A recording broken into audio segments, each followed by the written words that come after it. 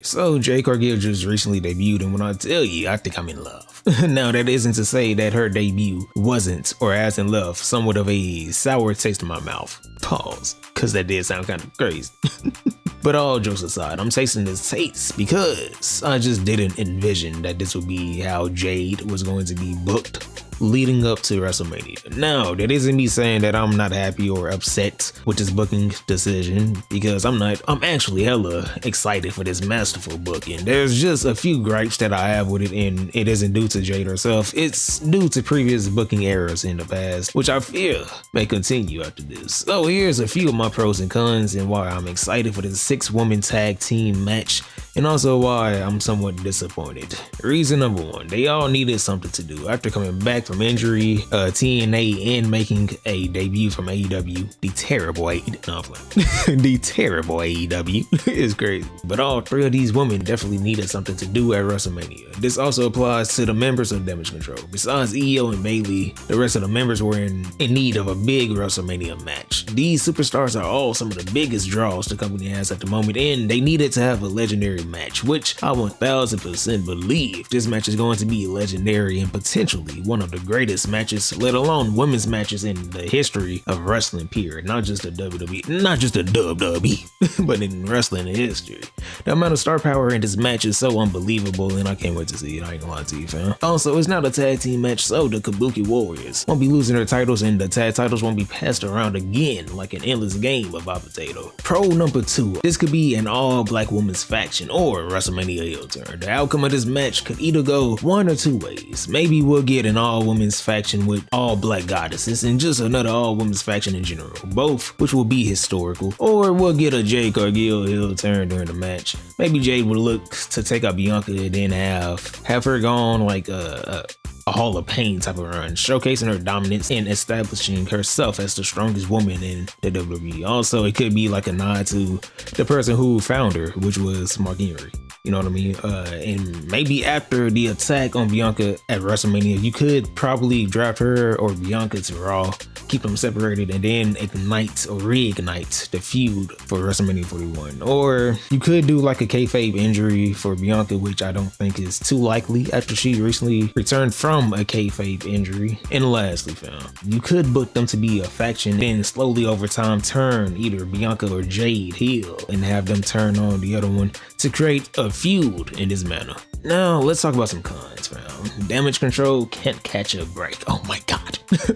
I'm not sure why Triple H and his creative team does this booking where they have factions form and then look strong for about a week or 2 and then immediately have them just job nonstop. Like, I couldn't even tell you the last time I saw LWO as a tag team, or a team in general, or a faction, I guess, win a match on the main roster. The same can be said for the Brawling Brutes, the OC, Imperium, Bobby and B-Fab, and the Street Profits, and the same can be said for Damage Ctrl. They started out somewhat hot and then turned into jobbers for no reason at all, I ain't gonna lie to you. And it seems like they want to book them strong, but weeks later, they don't. I don't know. Anyway, this is a new Damage Ctrl, and it's much more of a Joshi Damage Ctrl. I don't believe they should lose at WrestleMania, but up against Bianca. Matter of fact, Super Bianca. Naomi and Jade Cargill. Oh, brother. Oh, brother. Let me talk to you. I'm going. It's just a matter of time. It's just a matter of time, unless some shenanigans happen, which, you know, I'm praying to God for. Fuck it. The ancestors too. Unless, you know, something like an interference or a heel turn or something, I don't know. Then I don't see Damage Ctrl winning. Con number 2, Asuka has to stop losing at WrestleMania. Asuka has lost at WrestleMania 5 times straight. She hasn't had a win yet. She's on her 5, which is crazy for indie wrestler, to be honest.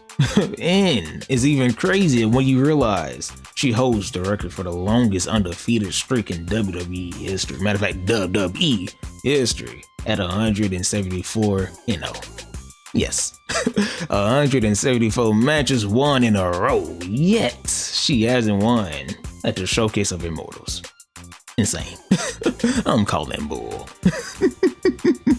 Foul on the play, red card on the field, bitch flag on the play too. Bitch flag on the play too. But I ain't lost it, fam. If she loses again, then she for sure needs to pick up a win at the WrestleMania 41 or something. And the last con that I have, Naomi loses again. So if something does happen which would allow for Damage Ctrl to catch a dub, then what about Naomi? After returning, she hasn't really won anything, and I mean anything.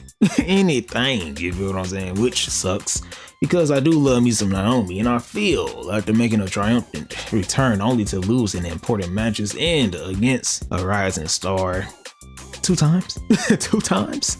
It just looks bad. Now, I know it sounds like I want everyone to win, which I do. I like them all. Nah, I love them all. I love them all. I'm playing. What? Well, I do love them, just not in a weird way. Or a parasocial manner. Unless it's Io Sky's finance. Yes, Lord. Yes, Lord. 1,000 times yes. Without hesitation. No, I'm playing. Kind of. Kind of. Anyway, fam, I wish she would have or could have won a match before this WrestleMania match, but it is what it is. If she does lose here and there, I do expect to see her winning soon. Anyway, those were my pros and cons for this match. How do you feel?